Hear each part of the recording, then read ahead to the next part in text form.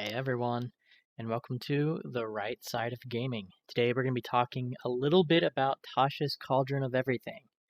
In particular, we're going to be looking at the rules on race and character creation that they've added. You see, I was reading some stuff online, and people were complaining that they thought the new rules would make everything a little bit too similar, that all the races would play the same, and that there wouldn't really be any reason to use the original version just because you can make whatever you want or customize it using these new rules. And I was thinking, I very much doubt that's right.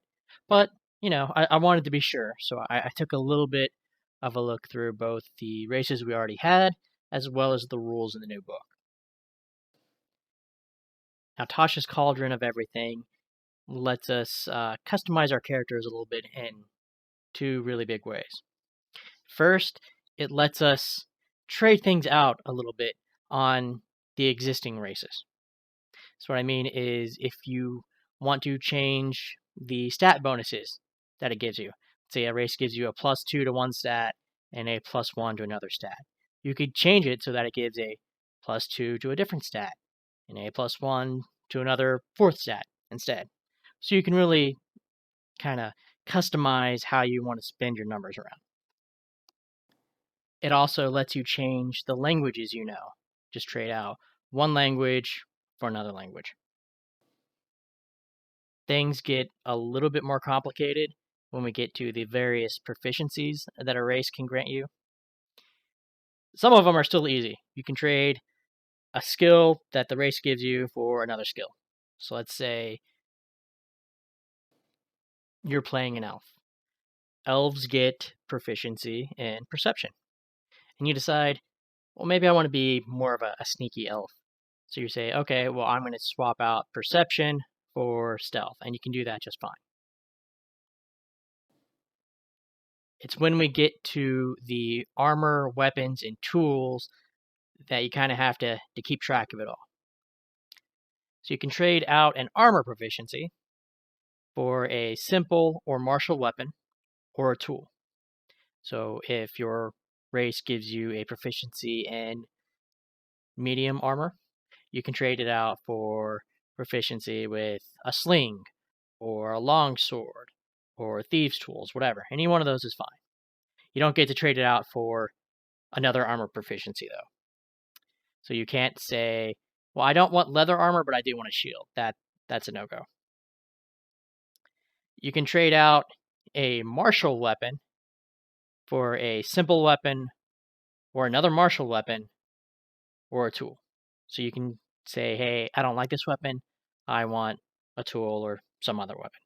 And you can trade for whatever. And then a simple weapon and a tool, either one of those can be traded for a simple weapon or a tool. So you can trade a simple weapon for another simple weapon or a tool tool for another tool or a simple weapon. I know. I said all of that way too much. I like to think of it as like there's this little hierarchy. You have armor at the top, then martial weapons, and then at the bottom, and sort of like the same tier, you have simple weapons and tools. Armor can be traded for anything below it. Simple martial weapons, and then simple weapons and tools can be traded for anything at that same level or below. So if you have sort of that little hierarchy in mind, at least in my opinion, it's a little bit easier to remember. But that could just be me. All right, so we covered ability modifiers, which is probably the first thing you think of when you think about races and which ones to pick, as well as your armor, your weapons, your tools, your languages. That covers a pretty fair amount. But what are the things that you can't change? For starters, a lot of races will give you spells or spell-like abilities. Sometimes they'll say, hey, you get this cantrip, you know this cantrip, or they'll say, well, at this level you can use this spell once per day, and then as you level up, maybe you'll get access to these other spells the same way. Or maybe they'll give you an ability that's not a spell, but it's kind of like it, like your Dragonborn, Dragon Breath, and things like that. You can't trade those out. You can't choose a different cantrip. You can't choose a different spell. You can't pick another class's or another race's spell-like ability. None of that. Some of the races also get different movement speeds. Some, like the elf, get 35 feet for their base movement. Others get a fly speed or a swim speed. You can't change any of those. You can't swap those out and say, I want to be a swimming Aarakocra instead of a flying one. Or I'm going to be a flying sea elf instead. There's races that will also give you bonuses to damage, or bonuses to attacks, or maybe they'll let you do an attack with a charge, or things like that. You can't change any of those out. You can't say, well, I don't want to trample someone with my hooves after I charge them. I want a bonus to the day. No, you can't change any of that out. There's also some upkeep type stuff like math. Like some of them will let you carry more weight. Some will let you push or drag or lift more weight. There's also some fun role-playing stuff. Some of them will give you little tinker toys that you can play with. Or they might let you talk to animals. That's always a fun one.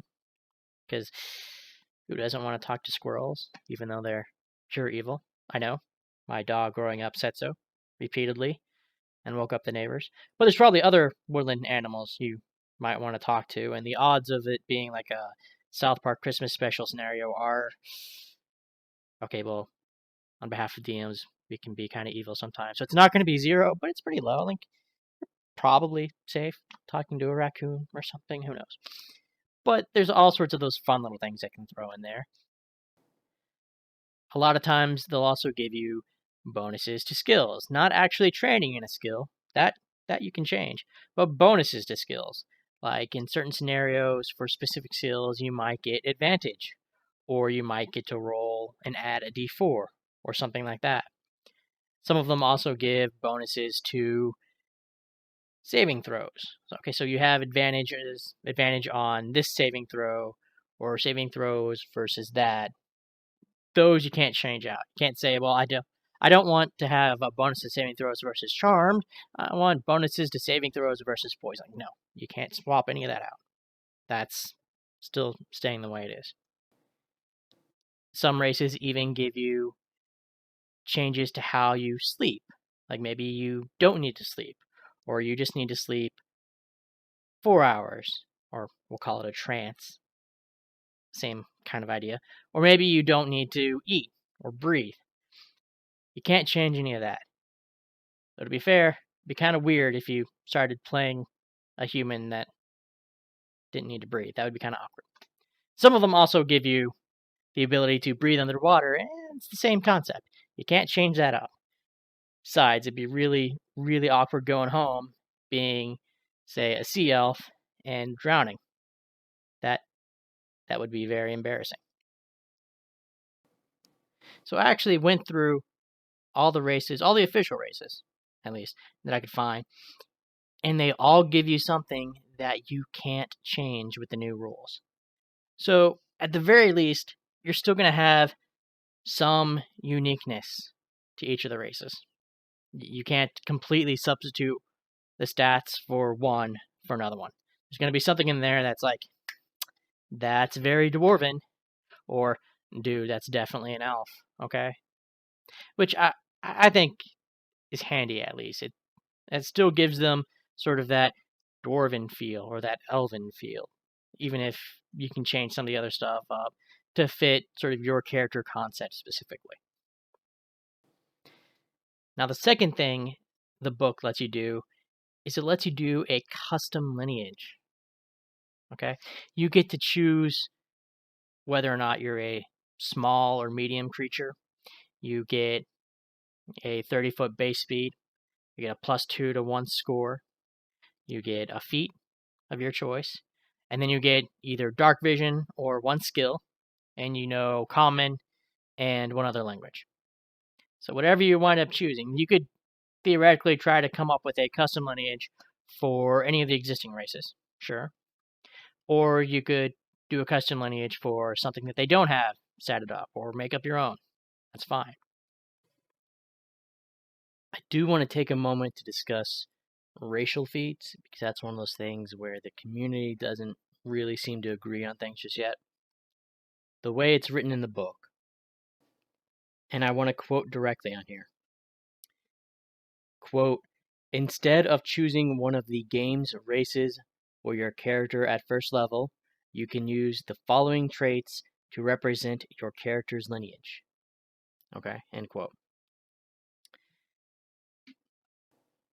Some people are taking that to mean that whenever you create your character, it is a separate custom lineage, custom race.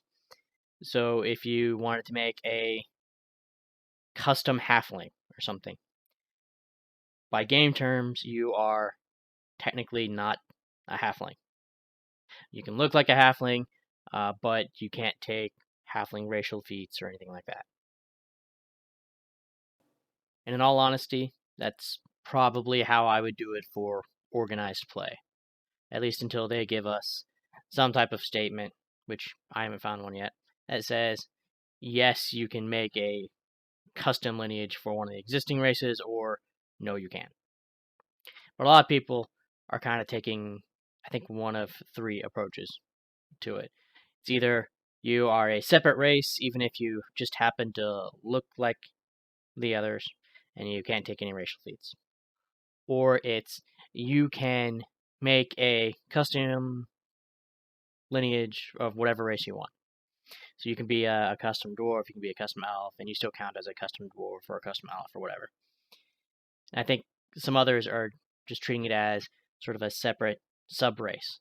Like, yeah, you have, say, hill dwarf and mountain dwarf, and you can make a sub-race that's, say, sea dwarf, because it'll just be fun to watch sea dwarves and sea elves fight each other instead of their normal landlubber counterparts. But the idea is you would still be a dwarf and could take dwarf racial feats. You just wouldn't be those specific types of dwarfs. So you're making a new race that's still under one of those broader categories. And that's probably the way I would do it, honestly. But I think it's going to depend, one, on your group and your DM, and two, on whether or not this is organized play, or if it's just a for fun thing. Because again, I think for organized play, until we get something that says specifically yes or no, it's probably better to err on the side of, no, I can't do that. And for what it's worth, I think there's only one or two, just a small handful of racial feats that are really specific, that you have to be the actual base starting race to take them, because they interact with some of the specific racial traits that you get. So I played around a little bit with one of those point buy calculators, because that's always so fun. That, and I love numbers. So let's say I wanted to make a hill dwarf, but I wanted to play against type, and I wanted to be a rogue.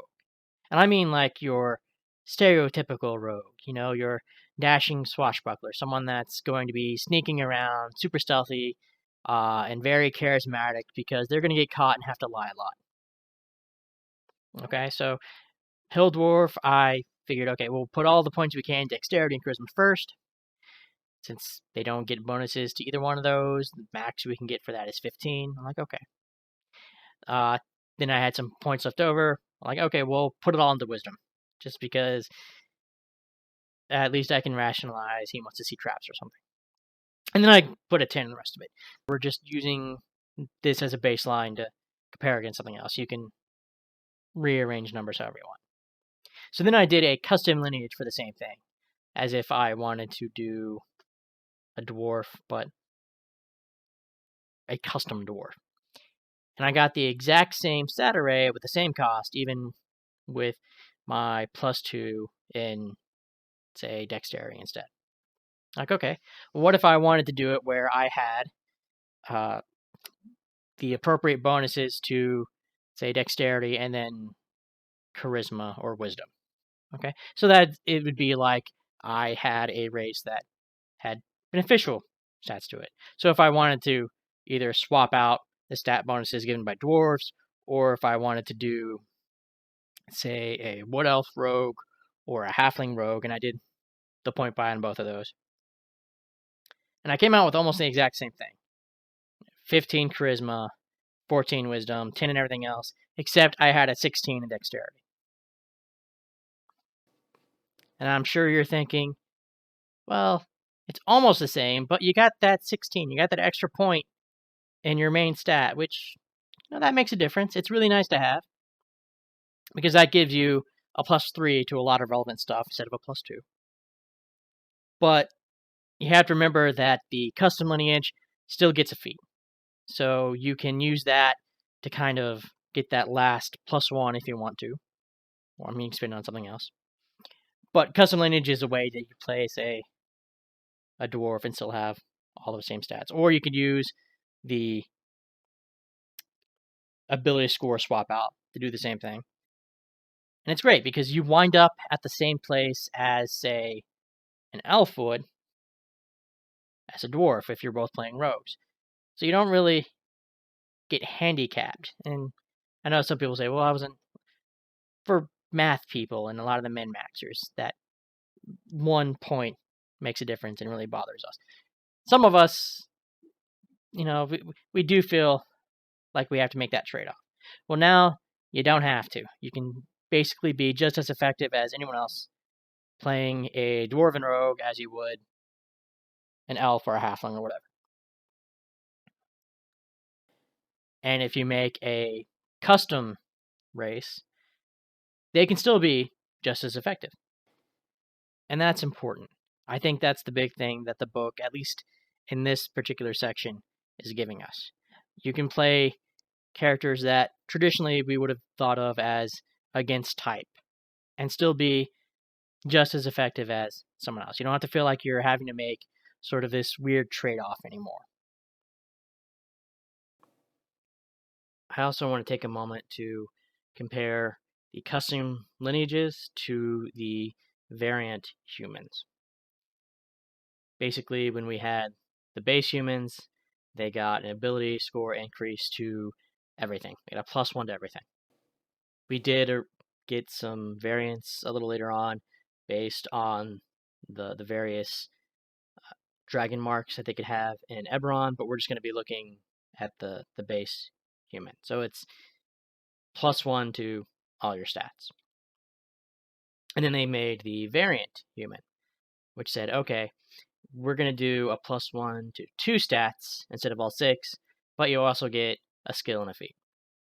And I think you can kind of compare that to the custom lineages, because you're basically saying, okay, there's stuff that I want maybe to play, but it doesn't quite fit me exactly.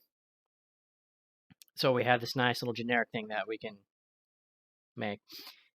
And it's still, you get a +2 to your stats. In this case, it's a +2 to 1 stat instead of a +1 to 2 stats. So it comes out about the same. You can probably play around a little bit more with the +2 than the 2 +1s, but it's fine. And then you can still get a feat and a bonus skill, or you could do a couple different little options there. But for the most part, it comes out to be about the same. I know a lot of people were playing human variant a lot because it's, well, you get that extra feat at the beginning. And I think now you have that option, so even if you don't necessarily play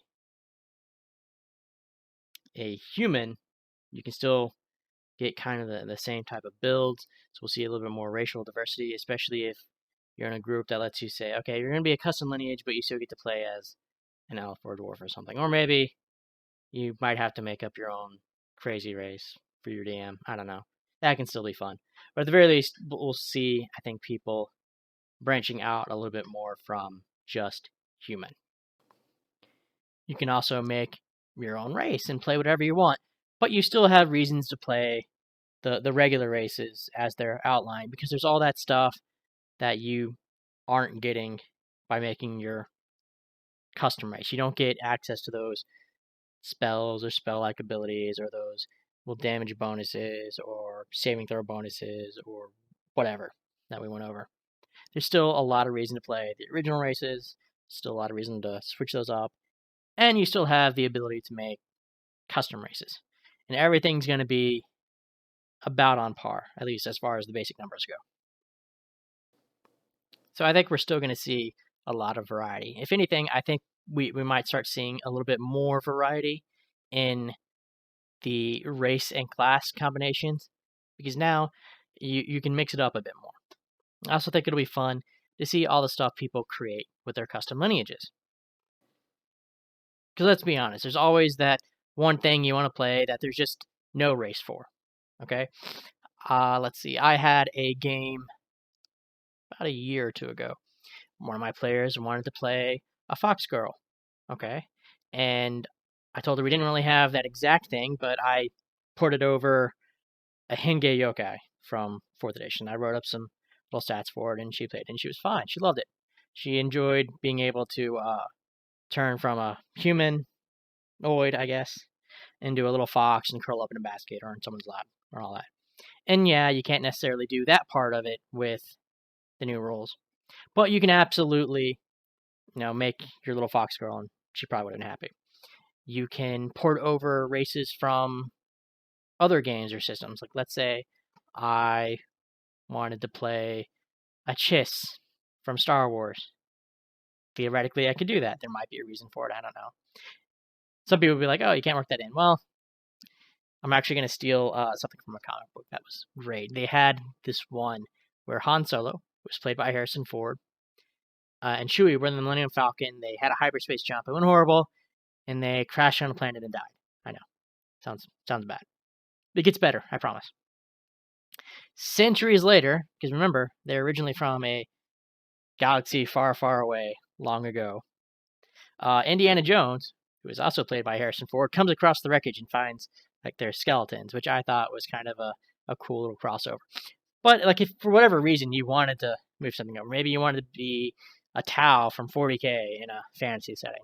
Maybe you wanted to, say, one of the Skaven from their fantasy series managed to find their way into D&D through one of those weird little warp holes or something. That's fine. I mean, you can have races for whatever. Maybe, what is it? I know I like playing, or at least reading, Blue Rose, and that's based on sort of the romantic fantasy stuff, where you have like a lot of sentient animals, right? Maybe you want to play a talking cat. Well, this will let you do that. And I probably shouldn't have said that, because I know several of my players now would absolutely love to play a talking cat. Man, I really shouldn't have put that out there. But you get the idea. You can play all sorts of stuff and have it be relatively balanced. And that balanced part is a big reason why this is helpful. Because you'll be thinking, well, why can't you just make your own custom races? And didn't you just say you did that? Yes, I love doing that. I love making custom races, custom classes, custom monsters. I know a lot of other people do too. The problem you have to remember is just because we make something doesn't mean it's good. I know a lot of people sell their stuff these days on, like, what is it? One of those, I'm absolutely blanking on the site, but it's one of those, the DM's Guild, there we go. A lot of people sell their stuff on there. Again, just because people are selling it doesn't necessarily mean it's good. In fact, that probably applies to a lot of things that aren't gaming as well, so there's your life lesson for the day.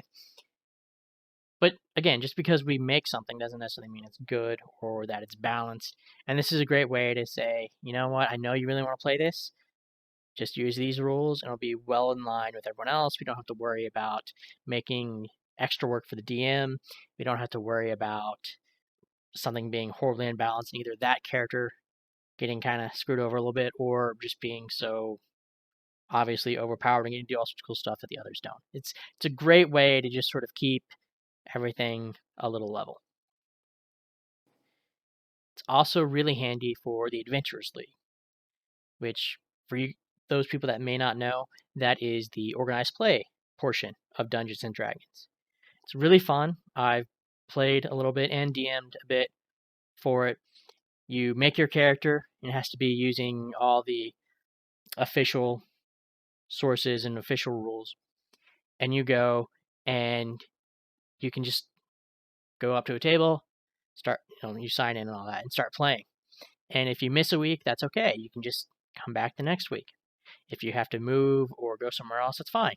you can literally pick up at another store entirely, even in another state if you have to. And it's just one of those ways to really make the gaming available for everybody. But because they have to use, those official rules, this gives players a little bit more freedom to play stuff that maybe they would want to play in a home campaign that they couldn't play in, say, the official play previously. Because you can't have someone coming up in like the official play. It's like, hey, I want to play, this awesome custom race. Because again, you don't want the DM to have to, do extra work to make it. You don't necessarily know it's going to be balanced. And plus, you don't want the DM to have to learn completely new race if someone else made it, right? This means that you now have official rules for people to sort of branch out and play whatever they want without necessarily having to make a custom race. You can just use these rules to sort of customize it yourself. I do want to add a small disclaimer. Again, all of this still applies, I think, in general to your class-changing stuff for Adventurers League. But at the moment, they don't allow custom lineages, but I think there's a good chance they might in the future. Even if they don't, again, I think a lot of the same logic to just changing the existing one still applies. But I think what they did was they originally put a little bit into their Adventure League's rules about how to switch things out, just a little bit ahead of Tasha's. And then they went back, and once it came out, they updated it, and they're following basically the same rules. I think there might still be one or two small caveats, but for the most part, it's basically the same thing. But they didn't put in the custom lineage. That doesn't necessarily mean that they won't in the future. Just got to see how it plays out. And again, I think it looks to me like it's pretty well balanced, so I don't think there's a whole lot that you have to worry about there. Like, yeah, someone might find a way to absolutely break it with something. I don't know. But that applies to pretty much everything that they put out, because power gamer is going to power game. It's a fun thing. Care op, which is character optimization, is like it's got its own boards, its own communities. It is a fun thing. People like to enjoy it, even if they don't necessarily play it. It's one of those things where it's just fun to come up with those types of things, and I can see them playing around with the custom lineages a lot. In fact, it kind of looks like they already are.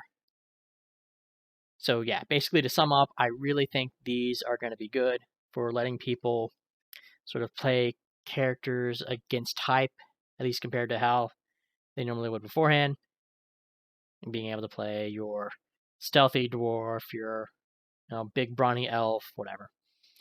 And for being able to sort of play races that don't already exist or have stats, like maybe the ones that are in other fantasy games or that didn't get moved up from older editions or whatever. So I think it's actually going to be really good for the game. I think there's still plenty to sort of differentiate the base races themselves. They have enough stuff that is exclusive to them that you can't change up or swap out with another race, and you can't completely make like an exact copy of them using the custom lineage rules. So I think this will actually be fun. I'm really looking forward to playing around with this a bit myself, and I am really gonna love seeing what other people come up with. I've already started thinking, what would be a fun one to do? A slime. Could be because I've been watching the new season of the anime where the guy gets reincarnated as a slime. But I think that'll be a fun one to start with. But yeah, if you have any ideas of things you would like to play, or if you have any thoughts on these new racial customization rules or the custom lineage, please feel free to leave a comment down below. As always, I would love it if you guys like, subscribe, comment, you know the drill. But you don't have to. I understand. It's good either way. I just hope that you have an awesome day.